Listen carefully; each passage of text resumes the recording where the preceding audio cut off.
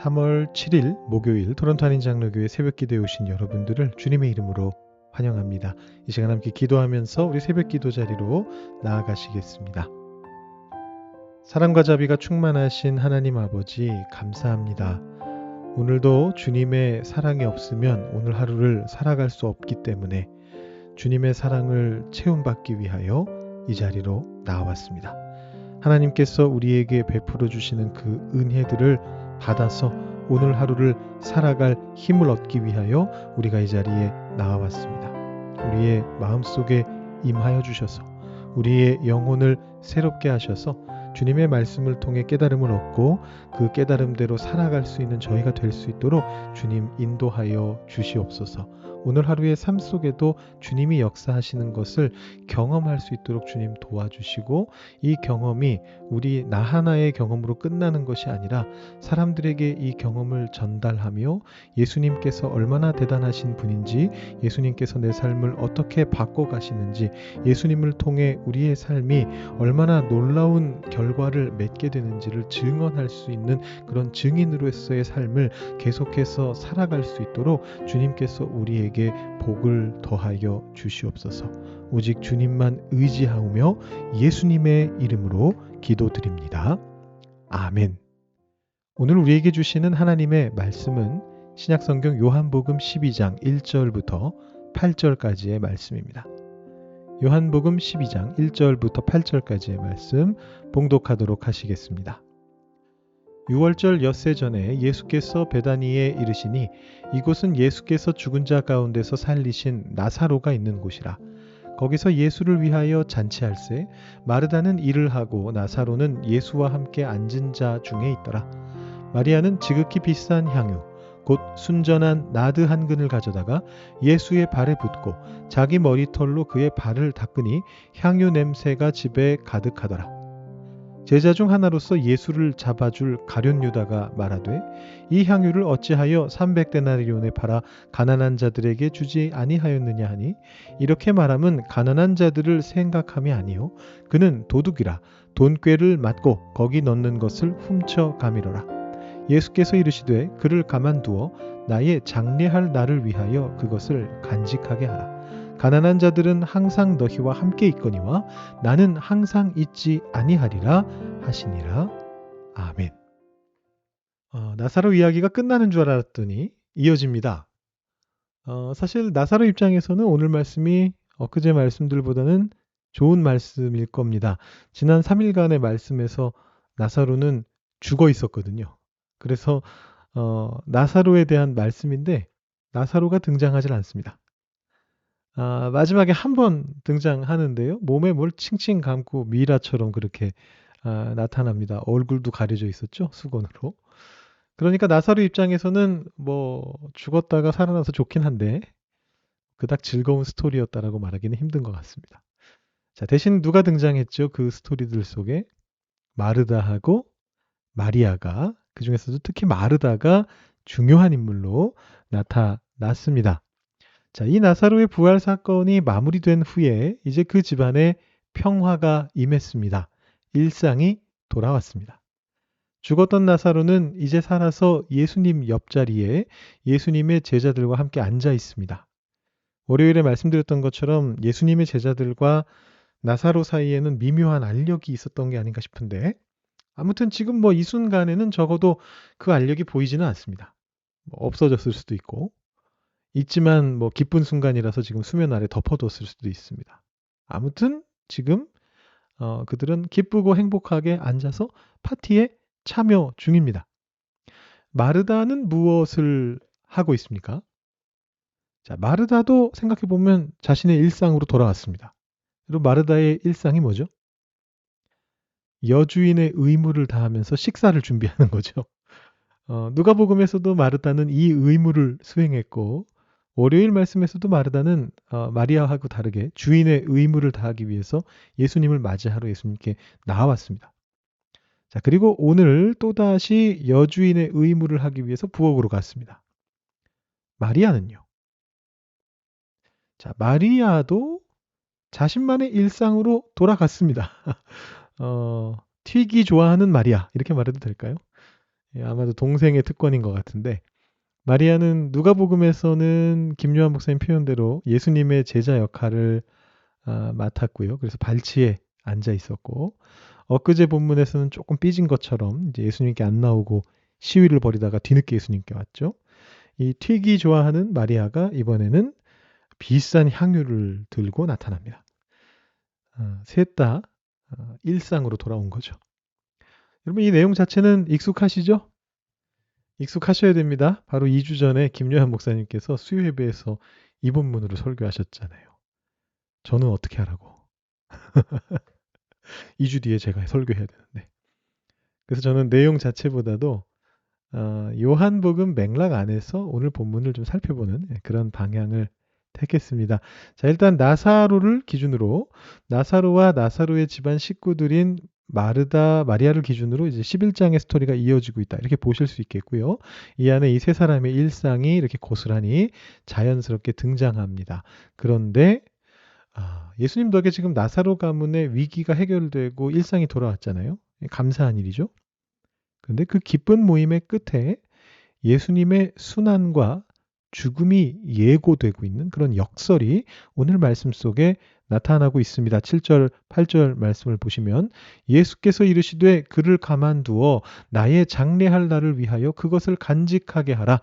가난한 자들은 항상 너희와 함께 있거니와 나는 항상 있지 아니하리라 하시니라. 이렇게 되어 있습니다. 자, 생각해 보면 나사로와 마르다와 마리아의 이 가정에 일상이 돌아오기는 했습니다만 그렇다고 죽음의 위협이 완전히 사라진 것은 아닙니다. 왜냐하면 우리가 이미 살펴보았듯이 예수님과 그 일행은 지금도 죽음의 위협에 노출돼 있거든요. 요한복음 자체가 그 위협을 계속 강조해 왔고 이제 임계점을 넘은 상태죠. 그래서 예수님과 그 제자들이 지금 이 타이밍에 그 결정을 벌써 알고 있는지는 정확하게 모르겠지만 어제 말씀에서 예수님을 잡아 죽이기로 산헤드린 공회가 이미 결정을 한 상태입니다. 그리고 예수님의 이 공동체 입장에서 보더라도 이미 그 징조를 보고 있죠. 이 결정 사항을 이미 알고 있는지까지는 모르겠지만 징조가 이미 있습니다. 그래서 베다니로 처음 올 때부터 도마가 그렇게 외쳤잖아요. 우리도 주와 함께 죽으러 가자. 이 죽음의 길이다. 이렇게 외쳤단 말입니다. 그러니까 지금 나사로가 살아났다는 것은 물론 기쁜 일인데 그리고 그들의 가정에 일상이 돌아온 것은 물론 행복한 일인데 이 기쁨과 행복은 지속되기가 쉽지 않은 불안과 함께하는 행복이었다라는 것이죠. 이 사실을 분명히 드러내는 것이 내일 말씀이긴 합니다만 10절에 나오고 있습니다. 대제사장들이 나사로까지 죽이려고 모의하니 나사로 때문에 많은 유대인이 가서 예수를 믿음이로라. 아이고 나사로는 방금 부활했는데 또다시 죽음의 위협에 처하네요. 성경이 나사로의 이후 생애를 전혀 언급하지 않기 때문에 나사로가 실제 언제 죽었는지는 뭐 전혀 알 수가 없습니다. 근데 아주 오래 살지는 못했던 것 같아요. 왜냐하면 11장 2절에 마리아와 나사로가 소개되는데 마리아가 먼저 소개되고 이 마리아는 향유를 주께 붓고 머리털로 주의 발을 닦던 자요. 병든 나사로는 그의 오라버니더라. 이렇게 얘기하거든요. 이게 요한복음의 시점에서는 아직 향유 붓는 사건이 일어나기 전인데도 마리아가 향유 붓던 자로 먼저 소개가 됩니다. 그 말은 이 마리아의 이 사건이 꽤 유명했다는 얘기죠. 마리아가 유명 인사였다는 얘기입니다. 요한복음을 읽고 있는 사람이 마리아를 이미 알고 있다라는 전제로 쓴 거죠. 그리고 나사로는 단지 그 오라버니로만 소개가 됩니다. 그래서 아마도 뭐 추측이지만 마리아는 이 요한복음이 나오던 1세기 후반 근처까지도 꽤 유명 인사였던 것 같고 나사로는 그보다 먼저 세상을 떠나지 않았을까 추정해 볼 수가 있습니다.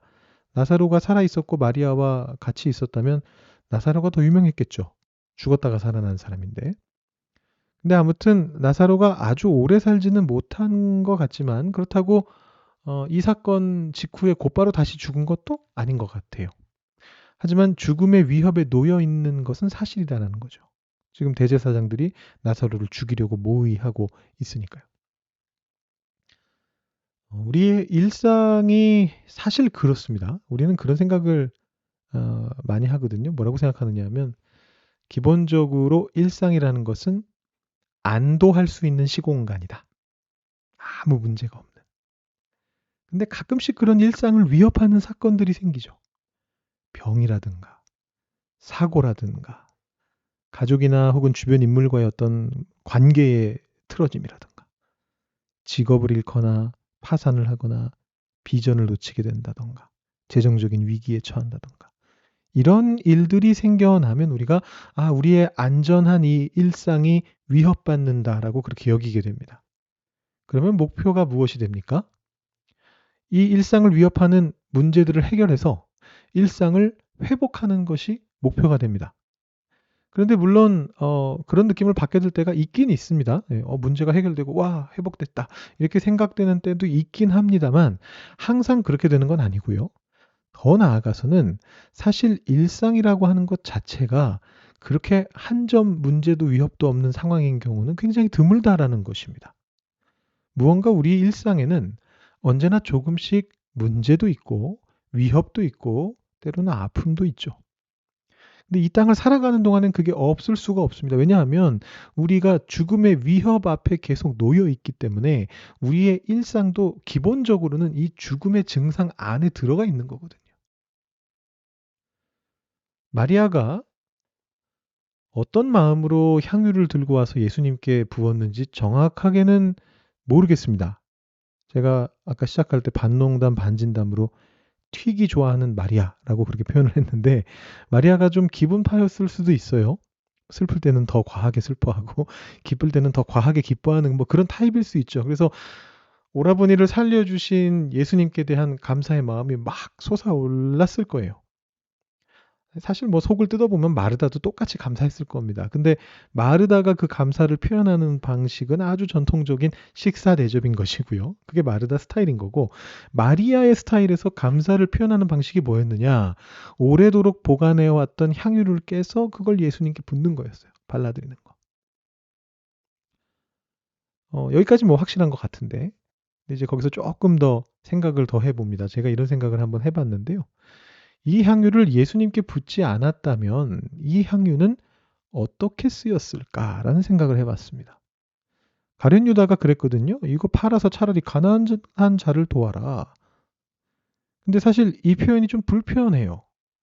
왜냐하면 자기 돈도 아니고 남의 재산을 가지고 왜 감나라 배나라 하는 겁니까? 내가 쓰고 싶은 대로 쓰겠다는데 심지어 가난한 자가 갑자기 뜬금없이 왜 나옵니까? 마리아가 자기 귀한 향유를 예수님께 붓던 계속 보관을 하든 뭐 자기 마음이지. 그 비싼 걸 왜 자기 마음대로 팔아서 가난한 자를 도와야지 이렇게 말하냐는 거죠. 여러분의 상황으로 바꿔서 생각해 보시면 좀 더 느낌이 오실 텐데 여러분 주변에 혹시 이런 분 계시면 어떤 기분이 드시겠어요? 나한테 한 뭐 얼마라고 할까요? 뭐 한 5천 불 정도 여윳돈이 있는데 뭐 사실 300데나리오는 5천 불보다 훨씬 큰 돈이긴 합니다만 그 정도 있는데 누가 와가지고는 아이고 그거 쥐고 있으면 뭐해? 그거 가난한 사람한테 써.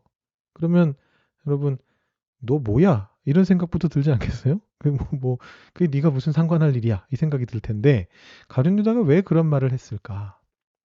제가 조금 상상의 날개를 펼쳐봤는데 어쩌면 이 향유가 오라버니 나사로를 장례 치르는데 사용될 향유는 아니었을까? 이런 생각을 해봤습니다.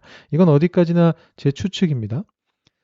시체에 이 향유를 바르는 게 한 번 바르고 마는 게 아니었거든요. 이스라엘 땅의 그 메마른 날씨 속에서 시체가 썩지 않고 잘 천천히 말라갈 수 있도록 이제 꾸준히 바릅니다.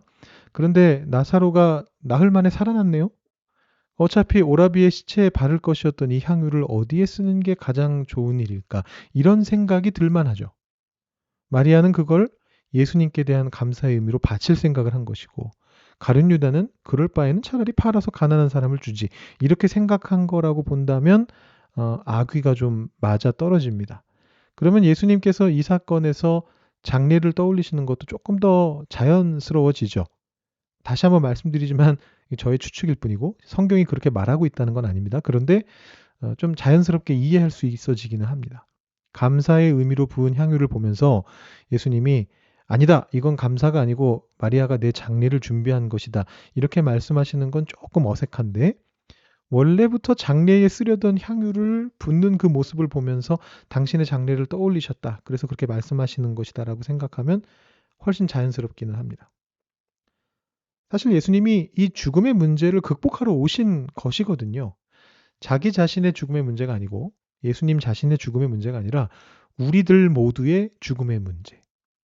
그것도 삶이 끝날 때의 죽음의 문제만이 아니라 삶 속에서 지속되고 있는 우리의 일상에 대한 위협으로서의 그 죽음의 문제를 해결하기 위해 오신 분이 바로 예수님이시란 말이에요. 나사로와 마르다와 마리아의 일상을, 우리의 일상을 지켜주시기 위해서 예수님이 오셨습니다. 여러분 일상을 사시면서 가끔은 그런 생각이 드실 때도 있을 겁니다. 이 문제는 도대체 언제쯤 해결될까? 이 문제만 해결되면 아주 행복한 일상이 될 것 같은데. 그 문제가 해결 안 될 수도 있고요. 해결되더라도 또 다른 문제가 생길 수도 있습니다. 일상에서의 그 행복을 누리시기 위해서는 내 눈앞에 있는 문제들의 해결책만을 찾으실 것이 아니라 근원적인 행복을 발견하실 필요가 있습니다. 그게 뭐냐 하면 어떤 문제들 속에서도 나를 향하시는 하나님의 사랑은 절대로 변하지 않는다라는 그 진리입니다. 죽음의 위협 속에서도 나사로와 그 누이들과 함께 잔치하면서 그들에게 일상을 돌려주시고 기쁨과 행복을 전해주셨던 그 예수님께서 우리들의 일상에도 동일하게 오셔서 말씀하십니다. 너희에게 평안이 있을지어다. 부활하신 예수님이 오셔서 하셨던 말씀이죠. 근데 우리는 그 부활하신 예수님을 믿으니까요. 이 사순절 기간 동안 또 오늘 하루 동안 바로 이 예수님을 묵상하시면서 주님 주시는 평안과 자비와 위로를 받아 누리시며 일상 속에서 행복한 삶을 살아가신 여러분들 되실 수 있기를 주님의 이름으로 축복합니다. 이 시간 기도하시면서 오늘 새벽 예배 마치시겠습니다.